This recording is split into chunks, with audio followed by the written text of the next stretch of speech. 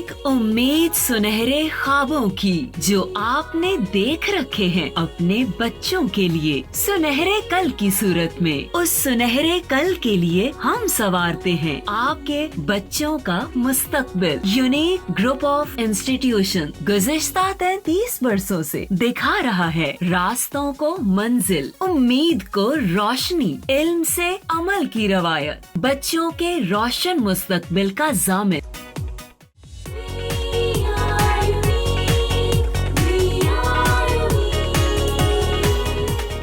Assalamualaikum dear students, I am Professor Naila Shabir, your Pak Study teacher for 9th class. उम्मीद करती हूँ कि आप सब खैर खैरियत से होंगे और अपने घरों में महफूज होंगे। ठीक है, आज जो आपसे बात करूँगी बिफ़ोर स्टार्टिंग माय लेक्चर, वो बात यही कि अपने ईमान को मज़बूत रखें, नमाज़ पढ़ा करें, ठीक है, अपने माँ बाप की फरमाबरदारी करें, टीचर्स का कहना मानें, अपने अंदर एक पॉजिटिव जो वाइब्स होती हैं, पॉजिटिव जो चीज़ें होती हैं, उनको जमा करने की कोशिश करें। ये वो बातें हैं जो मैं टाइम टू टाइम अपने डिफरेंट लेक्चर्स के अंदर आपसे करती रही हूँ। ठीक है,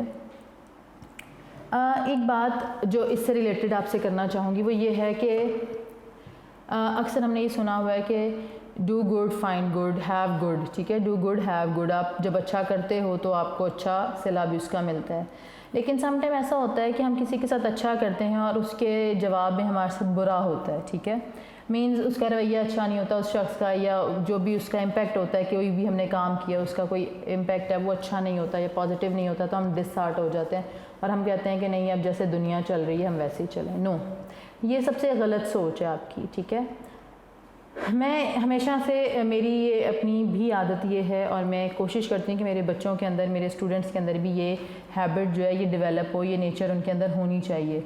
वो नेचर क्या है कि बेटा आप अपना जो है अच्छा पॉजिटिव वो लोगों को दें, अपनी अच्छी चीज़ें लोगों को दें, तो डेफिनेटली कहीं ना कहीं से आपको उसका रिवॉर्ड ज़रूर मिलेगा। ठीक है, ये बात अपने उसमें बिठा लें। ठीक है, और आप अच्छे अमाल कर रहे हैं अपने अल्लाह के लिए।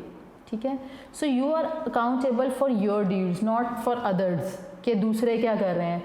आप हमेशा से अपने अमाल के जवाब दोगे, तो आपके अमाल अच्छे होने चाहिए। अगर कोई आपको गाली दे रहा है और आपने उसको टॉलरेट कर लिया, बर्दाश्त कर लिया है और उसको जवाब नहीं दिया, मुस्कुरा के देख लिया है, तो डेफिनेटली आपकी नेकी में इजाफा होगा।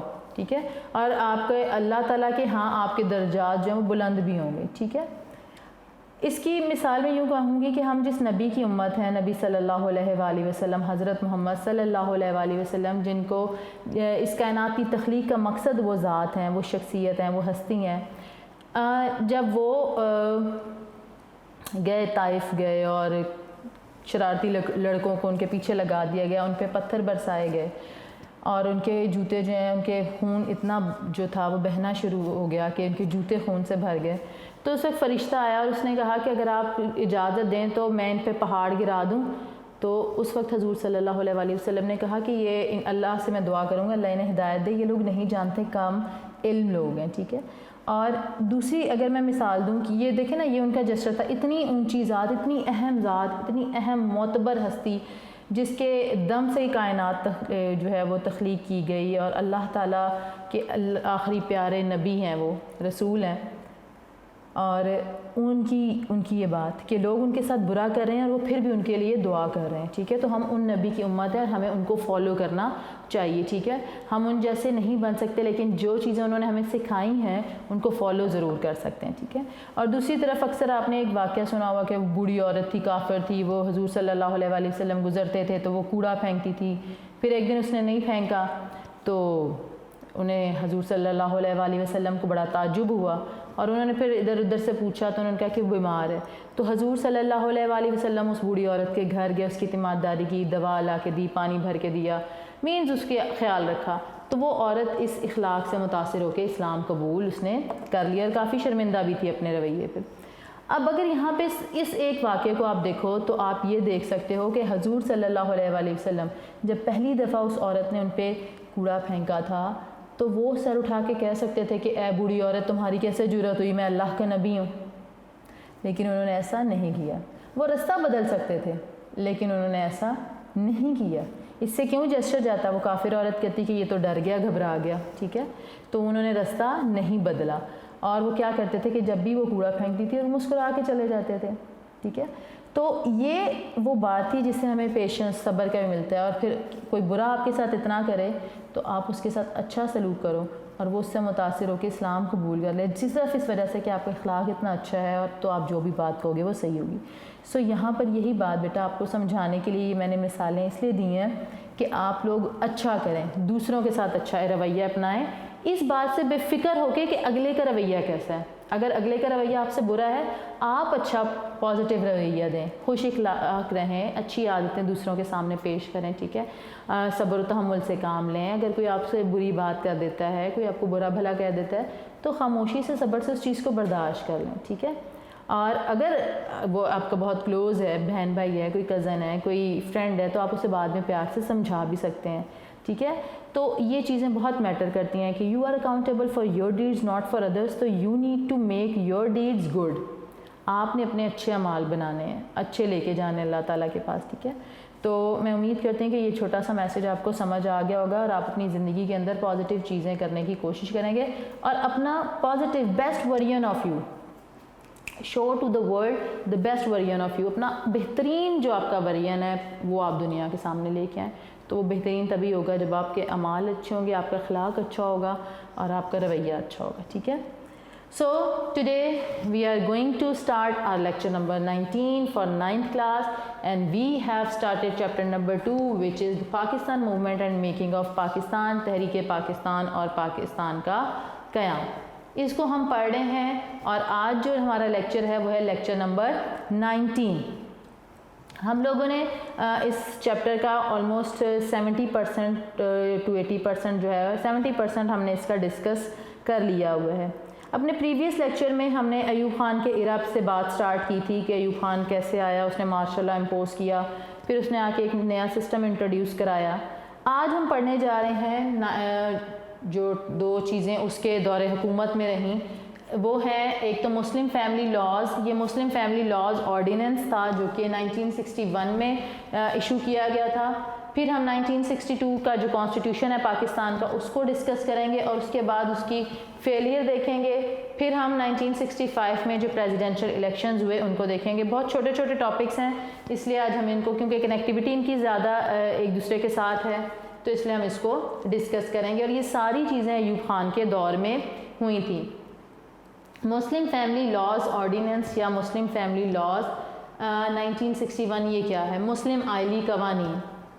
بیٹا مسلم آئلی قوانین یہ تھے کہ ایوب خان نے 1961 میں یہ ایک آرڈیننس جاری کیا تھا جس کے اندر جو پاکستان کی سوسائٹی کے اندر رہنے والی فیملیز ہیں, اسپیشلی مسلمس, ان کے لیے کچھ خاص قوانین بنائے گئے تھے. ٹھیک ہے, اور اس کا مقصد صرف لوگوں کی بہتری تھا اور اس کے پیچھے 2-3 اور بھی باتیں تھیں, وہ جیسے جیسے آپ لاز پڑھو گے تو آپ سمجھو گے. ان لاز کی مخالفت جو تھی وہ جو ریلیجیس اسکالرس تھے انہوں نے کی تھی کہ مذہب ہمارا کچھ اور کہتا ہے, یہ آپ کو لاز نہیں امپلیمنٹ کرنے چاہیے. لیکن یہ لاز جو تھے یہ لوگوں کو بہت زیادہ فائدہ پہنچا رہے تھے اور اس سے لوگوں کے لیے آسانیاں پیدا ہو گئی تھیں, اس لیے لوگوں نے ان کو قبول کر لیا تھا. اچھا, سب سے پہلی بات جو اس کے اندر پہلا پوائنٹ تھا وہ یہ تھا نکاح. نکاح کا آپ کو سب کو پتہ ہے, ایک لڑکا لڑکی کی جو شادی ہوتی ہے اس کے لیے اسلام کے اندر نکاح ضروری ہے. ٹھیک ہے, نکاح وہ ایگریمنٹ ہوتا ہے جو کہ ایک لڑکے اور لڑکی کے درمیان ہوتا ہے جس میں اپنی باقی ساری زندگی ایک دوسرے کے ساتھ گزارتے ہیں. تو پاکستان کے اس قانون کے تحت, مسلم فیملی لاز کے تحت, پہلی دفعہ اس نکاح کو رجسٹرڈ کروانا لازمی قرار دیا گیا کہ جو بھی مسلم میرجز ہیں, all Muslim marriages were to be compulsorily registered in union councils, کہ انہیں لازمی طور پہ یونین کونسلس کے اندر رجسٹر کروایا جائے تاکہ حکومت کے پاس بھی ایک ریکارڈ ہو کہ 2 لوگ جو ہیں وہ اب شادی شدہ ہیں یا میاں بیوی ہیں. ٹھیک ہے, سیکنڈ جو اس میں بات تھا کہ جو انوانٹیڈ پالیگیمی ہوتی ہے, یعنی کہ انوانٹیڈ پالیگیمی کا مطلب ہوتا ہے جو بہت ساری شادیاں ایک ٹائم پہ آپ بہت زیادہ شادیاں کرتے ہو, مرد جو ہیں وہ کر سکتے ہیں. ٹھیک ہے, تو اس میں یہ بات شامل کی گئی کہ پہلی اجازت کے بغیر, پہلی بیوی کی اجازت کے بغیر دوسری شادی جو ہے وہ نہیں کر سکتے آپ، یعنی کہ اگر آپ دوسری شادی کرنا چاہتے ہیں تو آپ کو پہلی جو بیوی ہے اس سے اجازت لینی ہوگی، ساتھ ساتھ آپ یونین کونسل کے چیئرمین سے بھی اجازت لیں گے، مینز اس کو بھی آگاہ کریں گے کہ آپ کی بیوی نے آپ کو اجازت دے دی ہے پہلی بیوی نے، اور اب آپ دوسری شادی جو ہے وہ کر سکتے ہیں۔ یہ لا اس لیے بنایا گیا تھا کہ جو ایک سے زیادہ شادیاں ایٹ اے ٹائم ایک سے زیادہ شادیاں کر لیتے ہیں اس چیز کو روکا جا سکے۔ نو ڈاؤٹ اسلام کے اندر ایک مرد جو ہے وہ 4 شادیاں کر سکتا ہے، لیکن اس کے اوپر کنڈیشن یہ ہے کہ وہ چاروں میں انصاف کرے۔ لیکن ہماری سوسائٹی کے اندر جو دیکھنے میں آ رہا تھا وہ یہ تھا کہ پہلی بیوی موجود ہے، اس کے جو حقوق ہیں ان کو پورا نہیں کیا جا رہا، ساتھ ہی دوسری شادی کر لی ہے کسی بھی ریزن کی وجہ سے۔ اس چیز کو روکنے کے لیے حکومت نے قانون بنایا کہ آپ پہلی بیوی کی اجازت کے بغیر دوسری شادی نہیں کر سکتے۔ اگر آپ نے دوسری شادی کرنی ہے تو پہلی بیوی کی اجازت چاہیے اور چیئرمین کونسل کی بھی اجازت چاہیے، ٹھیک ہے۔ Consent of current wife and permission by chairman union council was made mandatory for the second marriage, ٹھیک ہے۔ اس کے بعد ایج کی بات آئی کہ شادی کے لیے عمر کتنی ہونی چاہیے۔ The minimum age limit for marriage was fixed 18 years for boys and 16 years for girl. 16 سال کی لڑکی کی ایج مقرر کی گئی کہ ایک لڑکی جو 16 سال کی ہوگی اس کی شادی کی جا سکتی ہے، اور 18 سال کا جو لڑکا ہے اس کی شادی کی جا سکتی ہے۔ اس سے کم عمر جو لڑکا ہے یہ لڑکی اس کی شادی نہیں کی جا سکتی، ٹھیک ہے، اس کو سختی سے منع کیا گیا۔ نیکسٹ جو پوائنٹ تھا وہ تھا کہ طلاق کی صورت میں عدت کا جو عرصہ تھا وہ 90 دن رکھا گیا۔ In case of divorce period of 90 days was fixed as عدت پیریڈ۔ آپ نے اسلامیت کے اندر آپ نے پڑھا ہوگا کہ اگر ایک شخص جو ہے وہ اپنی بیوی کو طلاق دے دیتا ہے تو اس بیوی پہ لاگو ہے کہ وہ کچھ عرصے کے لیے اپنے آپ کو محدود کر لیتی ہے، وہ کسی نامحرم سے نہیں ملتی ہے، اور اس جو ٹائم کو کہا گیا وہ عدت کہا گیا، اور اس کا جو دن تھے وہ 90 دن مقرر کیے گئے، اپروکسیمیٹلی یہ تقریباً 3 ماہ کا عرصہ جو ہے وہ بنتا ہے، ٹھیک ہے۔ تو ایک پوائنٹ یہ بھی شامل کیا گیا۔ پھر جو ایک نیکسٹ پوائنٹ تھا وہ یہ تھا کہ orphan grand children they may receive share from the property of their grandparents, ٹھیک ہے، جو دادا دادی ہیں، ٹھیک ہے، ان کی وراثت سے جو پوتا ہے، یتیم پوتا، اس کا حق بھی تسلیم کیا یا مینس کے دادا کی جائیداد سے یتیم جو پوتا ہے یا پوتیاں ہیں ان کو حصہ جو ہے جائیداد میں سے وہ ملے گا، ٹھیک ہے۔ مسلم آئلی قوانین جو ہیں یہ اس کے اندر ایک اور چیز بھی شامل کی گئی تھی، وہ پوائنٹ آپ کی بک میں نہیں لکھا ہوا لیکن میں ویسے آپ کو بتا دیتی ہوں کہ آبادی کو کنٹرول کرنے کے لیے بھی فیملی پلاننگ کی بات کی گئی کہ آبادی جو ہے بہت زیادہ بڑھ رہی ہے تو اس کو بھی کنٹرول کرنا ہے۔ اپنے طرز کی مسلم یہ جو فیملی لاز آرڈیننس ہے یا مسلم فیملی لاز ہیں یہ پہلی قانون سازی تھی، اور اس کا مطالبہ کافی عرصے سے خواتین اور جو انسانی ہیومن رائٹس کی جو آرگنائزیشن ہوتی ہیں، NGOs وغیرہ ہوتی ہیں، they were demanding for these kind of rights. تو اس طرح سے مسلم آئلی قوانین کے نفاذ سے لوگوں کا بہت زیادہ پرانا جو مطالبہ تھا وہ پورا کیا گیا، اور صحیح معنوں میں ایک اسلامی معاشرے کے لیے ضروری قوانین کا نفاذ جو ہے وہ عمل میں لایا گیا۔ یہ سارے وہ پوائنٹس تھے جو کہ بہت زیادہ امپورٹنٹ تھے اور فیملی کو سیکیور کرنے کے لیے، مینس فیملیز کے جو رائٹس ہوتے ہیں اس کو سیکیور کرنے کے لیے بنائے گئے تھے، ٹھیک ہے۔ ایک بیوی کو بھی یہ سیکیورٹی مل گئی تھی کہ اس کا ہسبینڈ جو ہے وہ دوسری شادی نہیں کر سکتا، ایک یتیم پوتے کو بھی یہ سیکیورٹی مل گئی تھی کہ اس کے وہ اپنے دادا کی جائیداد سے حصہ مل سکتا ہے۔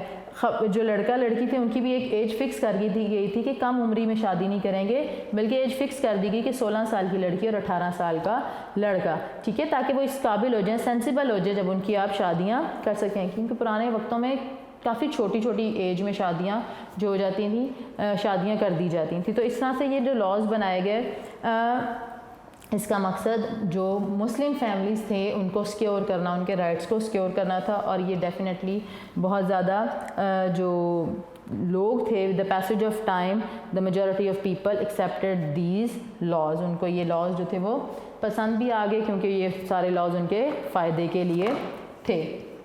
اچھا، اب ہم بات کرتے ہیں جی سیلنٹ فیچرز آف کانسٹیٹیوشن 1962، یہ ہم نے یہ والا اوپر والا ٹاپک کر لیا۔ کانسٹیٹیوشن کیا ہے، اس پہ میں نے پہلے بھی آپ کو بتایا تھا کہ کانسٹیٹیوشن آئین یعنی کہ رولز کا، قوانین کا، اصولوں کا مجموعہ ہوتا ہے، سیٹ ہوتا ہے جو کسی بھی ریاستی معاملات کو چلانے کے لیے بنایا جاتا ہے۔ اب ہم لوگوں نے پڑھا تھا کہ 1956 میں ایک آئین بنا تھا کافی عرصے بعد، اور اسے امپوز بھی کیا گیا، لیکن unfortunately when Ayub Khan came تو اس نے کیا کیا، اس نے اس کانسٹیٹیوشن کو ایبروگیٹ کر دیا تھا، منسوخ کر دیا گیا تھا، اور now it was time to make another constitution a new one, تو دیٹ واز 1962 کانسٹیٹیوشن. ٹھیک ہے. اب ایوب خان نے کیا کیا، ملک کے اندر نیا آئین بنانے کے لیے ایک دستوری کمیشن، اب اس نے کیا کیا، ایک کانسٹیٹیوشن کمیشن بنایا، مینز ایک گروپ آف پیپل، لوگوں کو اکٹھا کیا جو ایکسپرٹ تھے لا کے یا ان ساری باتوں میں، ان کو اکٹھا کیا اور اس کو نام رکھا اس ٹیم کا کانسٹیٹیوشن کمیشن. اس کمیشن نے 1961 میں اپنی جو ریکمنڈیشنز تھیں وہ ساری پریزیڈنٹ ایوب خان کو دے دیں. اب ایوب خان نے کیا کیا کہ ان جو ریکمنڈیشنز تھیں ان کو مزید کہہ لو کہ موڈیفائی کیا according to his own choices, کہ اپنی مرضی کے مطابق اس نے اس کو مولڈ کیا، اور پاکستان کے اندر ایک نیو کانسٹیٹیوشن جو ہے اس کو پریپیئر کیا گیا، اور وچ واز امپلیمنٹڈ 8 جون 1962. یہ ڈیٹ آپ نے یاد رکھنی ہے، بک میں بھی دی ہوئی ہے، 8 جون 1962 62 میں یہ جو کانسٹیٹیوشن تھا اس کو نافذ کر دیا گیا. اب اگر اس کو کمپیئر کریں تو یہ جو کانسٹیٹیوشن ہے یہ بھی تحریری تھا، میں نے آپ کو پہلے بھی بتایا تھا کہ ریٹن کانسٹیٹیوشن ہوتا ہے، جیسے یہ بک ہے، بک میں لیکچرز ہوتے ہیں، بک کے اندر چیپٹرز ہوتے ہیں، چیپٹرز کے ٹاپکس ہوتے ہیں، ان کی سب ہیڈنگز ہوتی ہیں. اسی طرح یہ جو کانسٹیٹیوشن تھا 62 کا یہ بھی ریٹن تھا، جس کے اندر 250 آرٹیکلز تھے اس کے اندر، اور 5 ٹیبل سے 5 گوشوارے جسے کہہ سکتے ہیں وہ موجود تھے. پھر اس کے اندر یہ بھی آئین وفاقی نوعیت کا تھا، اور اس دستور میں بھی پاکستان کے دونوں حصے کو برابر کی نمائندگی دی گئی، یعنی کہ یہ اگر پاکستان کی مین گورنمنٹ ہے، ٹھیک ہے، وفاقی حکومت ہے، وفاق ہے یہ، ٹھیک، تو ایک حکومت یہاں پہ تھی اور ایک پروونس 1 اور ایک پروونس 2 میں تھی. اس وقت 2 صوبے تھے اور ان دونوں کو برابر کی نمائندگی دی گئی تھی. ایک آپ کا ایسٹ پاکستان تھا اور ایک آپ کا ویسٹ پاکستان تھا. ان دونوں صوبوں کو برابر کی نمائندگی جو ہے وہ دی گئی تھی. ٹھیک ہے. اس کے بعد 1962 کے آئین کے تحت ملک میں صدارتی طرز حکومت جو ہے وہ رائج کیا گیا، اور تمام اختیارات جو ہیں وہ صدر کے پاس ہوتے تھے. تو یہاں پر وفاقی حکومت ضرور تھی، لیکن یہاں پہ نظام حکومت کا کون سا تھا؟ صدارتی نظام حکومت تھا، جس میں تمام اختیارات کس کے پاس تھے؟ صدر کے پاس. یعنی ملک کا سربراہ بھی صدر تھا اور حکومت کا سربراہ بھی صدر تھا. پھر 1962 کے کانسٹیٹیوشن میں کافی اسلامک جو ہے پروویژنز ہیں وہ شامل کی گئیں، جیسے اللہ تعالیٰ کی حاکمیت. یہ اگر میں بتاؤں آپ کو تو آپ لوگوں نے آبجیکٹیو ریزولوشن کی تھی، یہ تمام پوائنٹس وہیں سے لیے گئے، اور یہی کہ اقتدار اعلیٰ کا مالک جو وہ اللہ تعالیٰ ہے، اقتدار جو ہے وہ اللہ تعالیٰ کی ایک سیکرڈ ٹرسٹ ہے، مقدس امانت ہے، اور اس کا عوام کے منتخب نمائندوں کے ذریعے استعمال. پھر پاکستان کا جو پورا نام تھا وہ اسلامی جمہوریہ پاکستان رکھا گیا، اسلامک ڈیموکریٹک کنٹری پاکستان رکھا گیا. ٹھیک ہے. اور سربراہ ریاست کے لیے مسلمان ہونا جو تھا وہ ضروری تھا، یعنی کہ پاکستان کا جو بھی ہیڈ ہوگا اس کے لیے مسلم ہونا لازمی تھا. ٹھیک ہے. اور پھر شہریوں کے جو بنیادی حقوق ہیں وہ ان کو دیے گئے، عوام کو اپنی بہتر زندگی گزارنے اور اپنی صلاحیتوں کے اظہار کے لیے ان کو بیسک رائٹس جو تھے، ہیومن رائٹس، وہ پرووائڈ کیے گئے اس کے اندر. اور کہا گیا کہ جو ہیومنس ہمارے سٹیزن ہیں ان کے ہیومن رائٹس کا، ان کے بیسک رائٹس کا وہ پروٹیکٹ کرے گی گورنمنٹ. اور ساتھ ہی ساتھ 1962 کے کانسٹیٹیوشن میں بھی اردو اور بنگالی دونوں جو تھیں پاکستان کی قومی زبانیں قرار دی گئیں. یعنی کہ نیشنل لینگویجز کون کون سی تھیں پاکستان کی؟ اردو پلس بنگالی. تو 1962 کے کانسٹیٹیوشن کے اندر بھی اردو پلس بنگالی جو تھیں، these both languages were declared as the national languages of Pakistan. یہ تو کچھ پوائنٹس تھے اس کے جو ہم نے بس ایسے ہی بریفلی ڈسکس کر دیے. اب یہ کانسٹیٹیوشن بھی انفارچونیٹلی ناکام ہو گیا. پاکستان کے اندر بیسیکلی 3 آئین جو ہیں وہ آئے تھے، 3 کانسٹیٹیوشن آئے تھے، 56 کا، 62 کا اور 73 کا. 56 کا ہم نے پڑھ لیا، 62 کا ہم نے پڑھ لیا. 73 کا کانسٹیٹیوشن کیا ہے انشاءاللہ وہ آپ 10th کلاس میں جا کے پڑھیں گے. اور وہ جو کانسٹیٹیوشن ہے وہ فائنل کانسٹیٹیوشن ہے اور اسٹل امپلیمنٹڈ ہے. ایوب خان نے تقریباً 10 سال تک حکومت کی تھی، اور اس دور میں کافی نیو چینجز، کافی ریفارمز جو ہیں وہ بھی آئیں. کافی جو انڈسٹریل ہمارا سیکٹر تھا اس نے گرو کیا. ٹھیک ہے. اور لیکن اس سارے ٹائم کے ساتھ ساتھ ایوب خان کی مخالفت بھی بڑھتی گئی. ظاہر سی بات ہے کہ ایک شخص جو ہوتا ہے وہ اگر کوئی پازیٹیو کام کر رہا ہوتا ہے تو سم ٹائم ایسا بھی ہوتا ہے کہ کچھ پالیسیز جو ہوتی ہیں وہ بہت اچھی یا افیکٹو نہیں جاتی. ٹھیک ہے. ایوب خان کی اس جو ڈکٹیٹرشپ تھی, آمرانہ حکومت تھی جس میں سارے اختیارات اس کے پاس تھے, وہ ہر چیز کا مالک تھا, جو اس کی مرضی میں آتا وہ کرتا, تو عوام نے موومنٹ چلائی ہے کافی زبردست قسم کی, اور حالات جو ہیں وہ آہستہ آہستہ ایوب خان کے کنٹرول سے باہر ہونا شروع ہو گئے. آئین کی روح سے, کیونکہ کانسٹیٹیوشن اس نے اپنی مرضی کا مولڈ کیا تھا, اس میں صدر کے پاس سارے جو اختیارات تھے وہ تھے, اور ان حالات کو دیکھتے ہوئے ملک میں پھر مارشل لاء لگا دیا گیا. اور یہ مارشل لاء لگا تھا 25 مارچ 1969 کو. جنرل آغا محمد یحییٰ خان نے حکومت سنبھال لی اور 62 کا جو کانسٹیٹیوشن ہے اسے ختم کر دیا. اس سارے عرصے میں مارشل لاء تو لگا دیا گیا, لیکن اس سارے عرصے کے اندر جو چیزیں ہوئیں کہ حالات کنٹرول سے باہر ہوئے, اور پھر پاکستان کی اور انڈیا کی ایک جنگ بھی ہوئی, انتخابات بھی ہوئے, تو یہ سارے حالات ایسے تھے جو کہ پاکستان کی ہسٹری کو ایک اور طرف لے کے جا رہے تھے. اور انشاءاللہ اس چیپٹر کے اینڈ پہ وہ ہم پوائنٹ پڑھیں گے کہ جہاں پہ پاکستان کی ہسٹری جو تھی بالکل چینج ہو گئی تھی. ٹھیک ہے, اور اس کو ہم دیکھیں گے. اگلا ہمارا جو ٹاپک ہے وہ ہے جی آئین تو ہمارا ہو گیا ناکام, صدارتی انتخابات دیکھیں گے. 1962 کے آئین کے تحت جنوری 1965 میں صدارتی انتخاب ہوا تھا, جس کے اندر 4 امیدوار تھے. ان کے 4 لوگ جو تھے وہ پریزیڈنشل الیکشنز کے لیے کھڑے ہوئے تھے. اس میں ایک تو ایوب خان تھا, دوسری محترمہ فاطمہ جناح تھیں, اور باقی 2 کینڈیڈیٹس بہت زیادہ اسٹرانگ نہیں تھے. فاطمہ جناح بہت زیادہ اسٹرانگ تھی کیونکہ جتنی بھی ایوب خان کے مخالف پارٹیز تھیں, سیاسی جماعتیں تھیں, انہوں نے یہاں پر محترمہ فاطمہ جناح کو سپورٹ کرنے کا فیصلہ کیا. جو مادر ملت محترمہ فاطمہ جناح ہیں, قائد اعظم محمد علی جناح کی جو بہن ہے, وہ ایوب خان کے اس آمرانہ نظام حکومت جو اس کا ڈکٹیٹرشپ تھی اس کے کافی خلاف تھیں. وہ چاہتی تھیں کہ حکومت کے اندر جو حکومت ہو وہ ڈیموکریٹک ہو, جمہوری حکومت ہو, جس کے اندر عوام کی رائے کا, عوام کے حقوق کا بھی خیال رکھا جائے, صرف اپنی منمانی جو ہے وہ نہیں کی جائے. آپ کو کسی عہدے یا اقتدار کا لالچ نہیں تھا, لیکن ملک کو آمریت سے بچانے کے لیے اور پارلیمانی جمہوری اداروں کو بحال کرنے کی غرض سے آپ نے بڑھاپے اور صحت کی کمزوری کے باوجود اس میں حصہ لیا. اب فاطمہ جناح کے دل میں, چونکہ وہ قائد اعظم کی بہن تھی, انہوں نے شانہ بشانہ حصہ بھی لیا تھا تحریک پاکستان میں, اور پاکستان بننے کے بعد بھی وہ سرگرم رہی تھیں. ٹھیک ہے, لیکن اب وہ جو ان کے اندر جو لالچ ہوتا ہے اقتدار کا, وہ چیز تو موجود نہیں تھی. وہ صرف اپنے ملک کو بچانے کے لیے, اپنے ملک کو بہتری کی طرف لانے کے لیے انہوں نے ایک انیشیٹو لیا کہ ٹھیک ہے میں صدر منتخب ہو جاتی ہوں, میں صدارتی انتخابات میں حصہ لیتی ہوں. قائد اعظم رحمۃ اللہ علیہ کے بعد مادر ملت ہی ایسی شخصیت تھی جن کو ہر ملک میں ہر دل عزیزی اور مقبولیت حاصل تھی, چونکہ ایک تو لوگوں کو ان سے بہت زیادہ عقیدت تھی, کیونکہ وہ قائد اعظم ان کے لیڈر, فاؤنڈر آف پاکستان کی بہن تھیں, تو بہت معتبر تھیں. اور جب آپ نکلی میدان میں تو ڈھاکہ سے کراچی تک آپ کا استقبال کیا گیا. عوام نے 1958 میں جس جوش و خروش سے مارشل لاء کا خیر مقدم کیا تھا, ان کی امیدوں سے وابستہ تھیں, وہ دم توڑ چکی تھیں.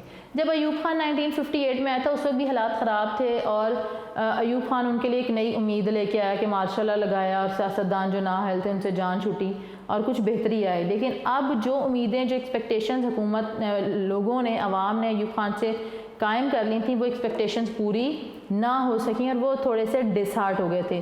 تو فاطمہ جناح کی صورت میں انہیں ایک نئی امید کی کرن نظر آئی, اور ان کے جوش و خروش کا, یہ جوش و جذبے کا یہ علم تھا کہ مادر ملت کے پنڈال, یعنی کہ جو جلسہ گاہ جہاں پہ وہ پہنچتی تھیں, وہاں پہ لوگوں کی پہلے ہی کافی بڑی تعداد جو تھی وہ موجود ہوتی تھی ان کو ویلکم کرنے کے لیے. اچھا, 1965 میں بی ڈی ممبرز, وہ جو بیسک ڈیموکریسی سسٹم ہم نے لاسٹ لیکچر میں پڑھا تھا, کیونکہ اس کے تھرو ہی یہ الیکشن ہونے تھے, تو 1965 میں ان کی تعداد جو ہے وہ بڑھا کر 1,20,000 کر دی گئی. اور ایوب خان نے حکومت چلانے کے لیے 1960 میں 80,000 لوگوں جو نمائندے تھے ان سے جیت کے وہ آگے آیا تھا. ٹھیک ہے, اور اس نے ان میں توسیع بھی مین جو بڑھایا, ان کی تعداد کو بڑھایا, وہ بھی صرف اپنے صدارتی عہدے کو برقرار رکھنے کے لیے بڑھایا, اور مزید اس سسٹم کو پرولونگ کیا صرف اپنے صدارتی عہدے کو برقرار رکھنے کے لیے. ان اراکین کی مدت جو تھی وہ 1965 میں ختم ہو رہی تھی، لہٰذا نومبر 1964 میں دوبارہ انتخابات کرایا گیا، مینز دوبارہ سے بی ڈی ممبرز چنے گئے، اور 1962 کے آئین کے مطابق ان اراکین نے کیا کرنا تھا، صدر کو بھی چننا تھا، صوبائی اور مرکزی اسمبلیوں کے انتخاب بھی بنانا تھا۔ بنیادی طور پہ اس 80,000 جو لوگ تھے ان کو انتخابی ادارے کا نام دیا گیا، یعنی الیکٹورل کالج کا نام دیا گیا، اور اس الیکٹورل کالج کا کام یہ تھا کہ اس نے قومی اسمبلی کے ممبرز چننے تھے، صوبائی اسمبلی کے ممبرز چننے تھے، اور صدر کو چننا تھا۔ اور اگر صدر ایوب خان ہے جس نے ان کو بنایا ہے، اس سسٹم کو انٹروڈیوس کرایا ہے اور اس سسٹم کو بار بار وہ کہہ سکتے ہیں کہ پرولونگ کر رہا ہے، اسے لے کے چل رہا ہے آگے بھی، تو ڈیفینیٹلی وہاں کے جو نمائندے تھے انہوں نے ایوب خان کو ہی ووٹ دینا تھا۔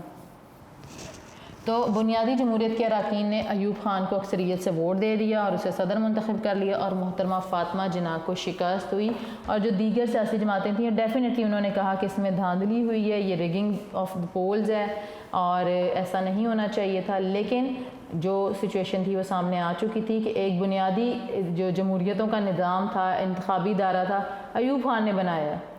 1964 میں وہ دوبارہ سے اس کو رینیو کر رہے ہیں سسٹم کو، ٹھیک ہے، اس میں دوبارہ سے نئے ممبرز آ رہے ہیں، تو جن نئے ممبرز کو ایوب خان چوز کر رہا ہے، یہ کروا رہا ہے، وہ ایوب خان کی سربراہی میں آ رہے ہیں، ڈیفینیٹلی ان کا ووٹ جو بینک تھا وہ یا ووٹ جو تھا وہ ایوب خان کی طرف ہی تھا، اور فاطمہ جناح جو ہیں وہ ہار گئیں، ان کو ان انتخابات میں شکست ہوئی۔ اب اس کے سیاست پہ کیا اثرات ہوئے؟ ڈیفینیٹلی یہ چیز جو تھی ایوب خان کے بظاہر تو ایوب خان جیت گیا تھا، لیکن یہ چیز انٹرنلی ایوب خان کو بہت زیادہ افیکٹ کر گئی۔ وہ نظام جو اس کا اپنا بنایا کرتا تھا وہی نظام اس کے گلے کا توق بن گیا، مینز وہی اس کے گلے کی ہڈی بن گیا، کہ اسی نظام پہ بہت زیادہ کرٹیسزم جو ہے وہ آنے لگا، ٹھیک ہے۔ بنیادی جمہوریتوں کا نظام ایوب خان کے زوال کا ایک اہم سبب بنا۔ پاکستان کی حزب مخالف کہتے ہیں، اپوزیشن جو سیاسی جماعتیں تھیں، انہوں نے ان انتخابات میں ایوب خان پہ دھاندلی کا الزام لگایا، اور ملک میں جمہوریت کی بحالی کے لیے ایک عوامی رابطہ مہم کہ لوگوں کے ساتھ کوارڈینیشن کرنا شروع کی، کانٹیکٹ کرنا شروع کیے، اور ایک جو مہم تھی وہ اس کا آغاز ہو گیا۔ دوسری طرف جو مشرقی پاکستان تھا اس کے اندر شدید احساس محرومی تھا، احساس عدم تحفظ تھا، کیونکہ مشرقی پاکستان کے لوگوں کو لگتا تھا کہ وہاں پر اتنی زیادہ توجہ نہیں دی جا رہی ہے، وہاں کی ڈیولپمنٹ پہ، وہاں کے لوگوں پہ، وہاں کی جو ترقی ہے اس پہ، اور وہاں کے جو لیڈرز تھے انہوں نے آئین کے اندر اپنے مطالبات پیش کرنا شروع کر دیے کہ نیا آئین بنائیں جس میں مشرقی پاکستان کے اختیارات جو ہیں وہ واضح کیے جائیں۔ تو اس طرح سے ایک علاقائی بنیادوں پہ بھی اور سیاسی جماعتوں، ان سب کے سامنے جو تھا وہ ایک ہی پوائنٹ تھا، وہ یہ تھا کہ ایوب خان کو ہٹانا عہدے سے، اور جنرل ایوب خان کے خلاف عوام نے بھی بغاوت شروع کر دی، جس کی وجہ سے اس کی حکومت جو تھی وہ بالکل ختم ہونے کے مراحل تک آ گئی تھی۔ اور پھر میں نے آپ کو بتایا تھا ابھی پہلے بھی ہم نے کہ جنرل محمد یحییٰ خان نے ملک کے اندر 1969 میں ایوب خان کی حکومت ختم کر کے مارشل لاء جو ہے وہ لگا دیا تھا۔ الیکشن میں وہ بظاہر جیت گیا تھا، لیکن وہی الیکشن جس طرح سے وہ جیتا تھا، وہی انتخابی ادارہ، وہی بنیادی جمہوریتوں کا نظام، اس کا خود کا بنایا ہوا نظام اس کے گلے کی ہڈی بن گیا، اور نہ صرف سیاسی جماعتوں نے اس کے خلاف آواز اٹھائی، مشرقی پاکستان کی عوام جو تھی، وہاں کے لیڈرز جو تھے، انہوں نے بھی اپنی احساس محرومی کو ظاہر کیا، اس کا اظہار کیا، اور حالات جو تھے وہ بتدریج ایک بہت ہی ہولناک قسم کے حادثے کی طرف جو ہے وہ جانا شروع ہو گئے تھے۔ انشاءاللہ اپنے کمنگ لیکچرز میں ان حادثات کے بارے میں دیکھیں گے کہ وہ حادثہ کیا تھا، ٹھیک ہے۔ تو یہ وہ چیزیں تھیں بیٹا، اگر آپ اس کو تھوڑا سا دیکھو تو یہ بالکل ایسی ایک کہانی ہے کہ ایک حکمران آتا ہے، وہ اپنے پالیسیاں دیتا ہے، کسی اور کو پسند نہیں آتی، کہتا ہے کہ میں اختیار میں میرے پاس حکمرانی ہو تو میں آ کے شاید بہتر کر سکتا ہوں، لیکن اسی طرح چھینا جھپٹی میں ایک حکومت کے جانے میں اور دوسرے حکومت کا آنا، اس سے پالیسیز جو ہوتی ہیں وہ لانگ ٹرم نہیں ہوتی اور افیکٹو بھی نہیں رہتی ہیں، کیونکہ اگر ایک پالیسی شروع کیا، پروجیکٹ شروع کیا ہے تو اس پہ بہت زیادہ بجٹ بھی لگتا ہے، ایفرٹ بھی لگتی ہیں، بہت زیادہ محنت لگتی ہے، لیکن ایک نئی گورنمنٹ آ کے اس کو ختم کر دیتی ہے۔ اور یہاں پہ بھی یہ ہوا کہ ایوب خان پالیسیز تو بنا رہا تھا، لیکن اس کے اندر ایک ہوس تھی کہ جی میں اقتدار میں رہوں. نو ڈاؤٹ اس نے بہت سارے اچھے کام کیے.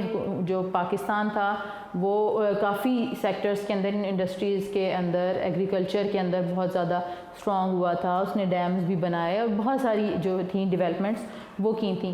بٹ انفارچونیٹلی کوئی نہ کوئی ایک ایسی جو آپ کا کام ہوتا ہے, پالیسی ہوتی ہے جو کہ آپ کے اگینسٹ چلی جاتی ہے. یہ وہی بنیادی جمہوریتوں کا نظام تھا جس کو ہم نے پریویس لیکچر میں ڈسکس کیا تھا. چونکہ اس نظام کو افیکٹو کیا کرنا تھا, لوگوں کو اختیارات پہنچانے تھے, ان کو اس قابل بنانا تھا کہ وہ مسائل حل.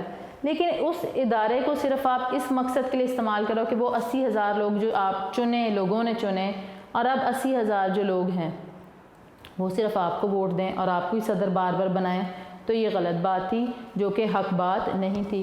یہی وجہ تھی کہ عوام نے بھی بغاوت کی, سیاسی جماعتوں نے بھی بغاوت کی, اور مشرقی پاکستان کے جو لوگ تھے انہوں نے بھی اپنی احساس محرومی کا اظہار کیا. تو یہ تمام جو اثرات تھے یہ انہی الیکشنز کے اثرات تھے جو کہ سیاسی جو ہلچل تھی اس میں ہوئے اور سیاسی میدان میں ہوئے, جس کا نتیجہ جو ہے وہ ہمیں آنے والے چند سالوں میں بھگتنا پڑا. ٹھیک ہے, تو انشاءاللہ اپنے نیکسٹ لیکچر میں اس کو ہم ڈسکس کریں گے. ٹھیک ہے, تو یہاں تک جو ہم نے پڑھے کہ مسلم فیملی لاز, آرڈیننس دیکھے, کانسٹیٹیوشن دیکھا, اس کے ناکامی دیکھی, انتخابات دیکھے, اور اس کے بعد ہم نے ان انتخابات کے اثرات دیکھے. ساری چیزیں کنیکٹڈ ہیں اور ایوب خان کے دور میں ہوئیں. اب میں امید کرتی ہوں کہ آپ کو سمجھ تو آ گیا ہوگا. اگر آپ اپنی بک کھولیں تو ہمارا نیکسٹ ٹاپک ہے پاکستان بھارت جنگ, جو انشاءاللہ ہم اپنے نیکسٹ لیکچر میں اس کو کریں گے کیونکہ ڈیٹیل ہے اور میں چاہتی ہوں کہ آپ اس جنگ کو سمجھیں اور اس کے اثرات بھی آپ کو پتہ چلیں گے. ٹھیک ہے, ہمارے چیپٹر کا کافی پورشن جو ہے وہ ہم ڈسکس کر چکے ہیں. آپ نے کرنا کیا ہے بیٹا, دیکھیں آپ کے جو شارٹ کوسچن ہے اس کے اندر ایک ہے بنیادی جمہوریتوں کے نظام 1959 پر تعارف لکھیں. تو اس کا آپ تعارف لکھیں گے, کانسٹیٹیوشن کیا تھا, یہ بیسک ڈیموکریسی سسٹم کیا تھا, اور اس کے جو سٹیجز تھے آپ ان کو تھوڑا ہائی لائٹ کریں گے اور ایک ایک دو لائنز میں ان کے بارے میں آپ بتا دیں گے. ٹھیک ہے, اس کے بعد اگر ہم لانگ کوسچن دیکھیں تو ہمارے پاس 1962 کے آئین کی نمایاں خصوصیات ہیں, بنیادی جمہوریتوں کا نظام ہے, اور ساتھ ہی ساتھ جنرل ایوب خان کے مارشل لاء کے اسباب کیا تھے واضح کریں. ٹھیک ہے, جو ایوب خان کے مارشل لاء کے ریزنز تھے وہ ہم نے لاسٹ لیکچر میں پڑھے تھے, اور یہ 3 سوال. اگر آپ کی بک کھولیں پیج نمبر 58, تو پیج نمبر 58 پہ جو تحریک علی گڑھ پر سیاسی, سماجی, تعلیمی پہلوؤں سے روشنی ڈالیں, یہ ہم لوگ سوال کر چکے ہیں. آپ اس کو بھی ٹک کر سکتے ہیں, مارک کر لیجئے. قائد اعظم کے 14 نکات لکھیں, we have done this. Quaid Azam کی سیاسی اور آئینی کوششوں کے حوالے سے قیام پاکستان میں کردار کو بیان کریں. ہم نے قائد اعظم کی سروسز بھی ڈسکس کر لیں فار پاکستان موومنٹ. پھر ہم نے we have already discussed early problems faced by Pakistan after the establishment of Pakistan.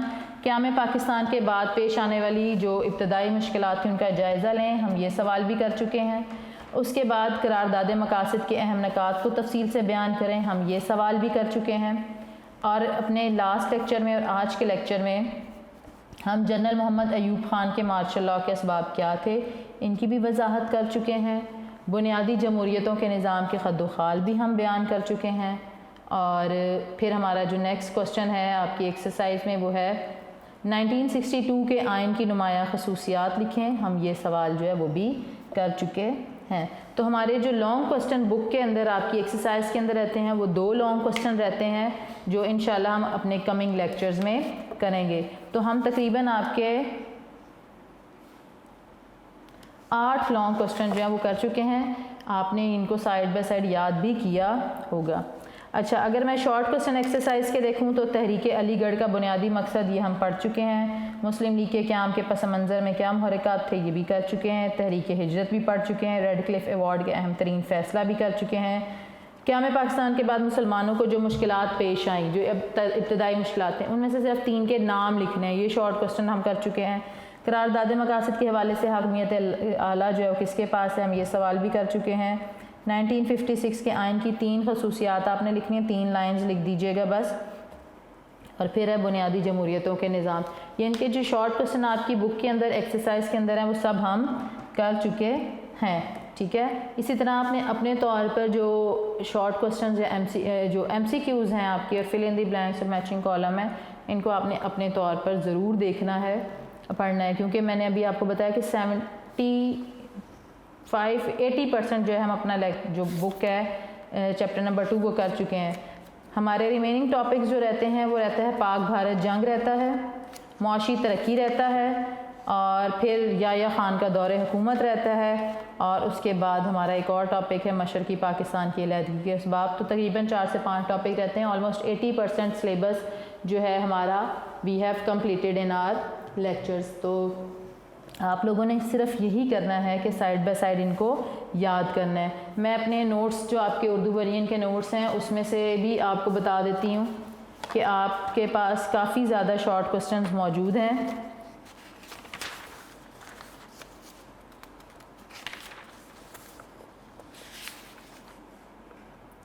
جی, تو 8 کوسچن تو آپ کے ایکسرسائز والے ہی ہیں. 9 سے سٹارٹ ہوتے ہیں یہ سارے شارٹ کوسچن, اور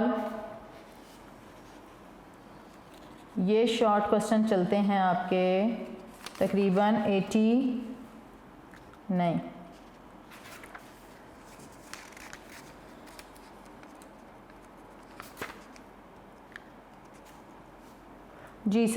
تک. Means short question number 9 to 72 جو ہیں وہ ہم اگر دیکھیں تو یہ سارے وہ شارٹ کوسچن ہیں جو سارے وہی ٹاپکس ہیں جو ہم نے پڑھے ہیں, اسی میں سے بنائے گئے ہیں. سوال کو گھما پھرا کے آپ کہیں سے بھی لکھ سکتے ہیں, ٹھیک ہے, اور بنا سکتے ہیں. جیسے اب ہم نے عالی قوانین ڈسکس کیے ہیں تو اسی کا شارٹ بنا دیا انہوں نے. اور جیسے ہم نے پریویس لیکچر میں جو ریاستوں کا الحاق تھا اس سے متعلقہ سوال کیا تھا, تو ان پہ کوئی نہ کوئی شارٹ کوسچن جو ہے وہ آ سکتا ہے. تو آپ نے کرنا کیا ہے کہ جتنا بھی آپ کے پاس ویک میں کافی ٹائم ہوتا ہے تو کوشش کیا کریں ایٹ لیسٹ 5 شارٹ جو ہیں وہ ڈیلی بیسس پہ یاد کر لیں, تو it will be easy for you to learn all these short questions. ٹھیک ہے, آسانی ہو جائے گی آپ کے لیے, آپ کے پاس ایک زیادہ جو بیک اپ ہوتا ہے لرننگ کا وہ موجود ہوگا. ٹھیک ہے, اور اگر آپ لیکچر کے ساتھ ساتھ کر لیتے ہیں کہ اس لیکچر سے ریلیٹڈ جتنے بھی شارٹ کوسچن آپ کے نوٹس میں ہیں آپ اس کو یاد کر لیتے ہیں تو یہ بھی آپ کے لیے فائدہ مند ہوگا. ٹھیک ہے, اور اپنے نوٹس اگر کسی نے پاک اسٹڈی کے نوٹس اردو ورژن ابھی نہیں خریدے تو وہ خرید لیں, اور اپنے پاس بک بھی لے لیں, اور کوشش کریں کہ لرننگ جو ہے وہ آپ کی ساتھ ساتھ ہو.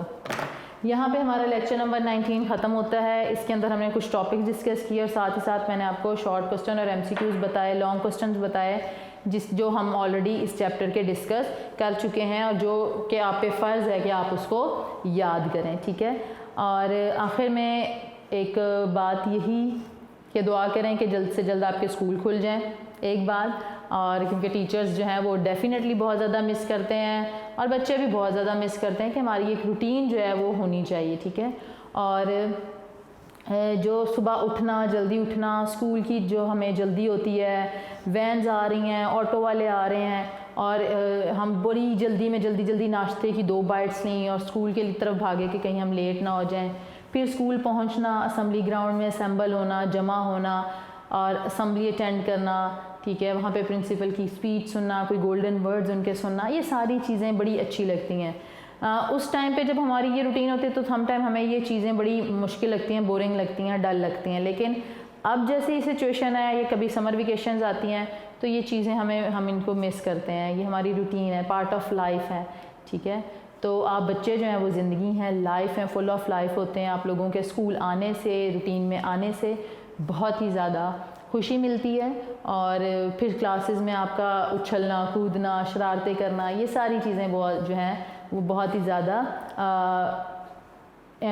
یاد کی جاتی ہیں. ٹھیک ہے, اور ہم جب بھی ملتے ہیں ایک دوسرے سے تو ہماری کوشش ہوتی ہے کہ ہم بس یہی دعا کریں کہ بس جلد سے جلد جو ہے آپ کے اسکول جو ہیں وہ کھل جائیں اور آپ اپنی روٹین میں آئیں. اور 9th کلاس آپ لوگوں کے لیے تو بہت ضروری ہے کیونکہ آپ بورڈ کی کلاس ہیں, اور آپ کے لیے اسکولس کا کھلنا بہت ضروری ہے کیونکہ بورڈ کی تیاری ذرا ڈفرینٹ ہوتی ہے, تھوڑی سی ڈفرینٹ ہوتی ہے. ہم نے تھورلی اسٹڈی کرنا ہوتا ہے, ہم نے کوئی چیز نہیں کرنی ہوتی. ہم نے بورڈ کے اندر ایک ایسا ایگزام پاس کرنا ہوتا ہے, کوئی بھی کوسچن آ جائے ہمیں سب آتا ہو. ٹھیک ہے, تو بس دعا کریں کہ اسکول جلد سے جلد کھلیں, ہم آپ سے ملیں اور پھر سے وہی شرارتیں, وہی باتیں ہوں. ٹھیک ہے, اور لیکچر کو آج ختم کر دیا ہے. آپ سے انشاءاللہ تعالی نئے لیکچر میں ملاقات ہوگی. اب پروفیسر نائلہ شبیر کو اجازت دیجیے. اپنا بہت سارا خیال رکھیے گا. اپنے اساتذہ کو, اپنے والدین کو دعاؤں میں ضرور یاد رکھا کریں. کیونکہ دنیا میں یہی وہ ہستیاں ہیں جو آپ کی ٹرو ویل وشر ہیں. ٹھیک ہے, سو ان کی فرما برداری, ان کی اطاعت کرنا آپ پہ بہت ہی زیادہ فرض ہے. ٹھیک ہے, اپنا بہت سارا خیال رکھیے گا. اللہ حافظ.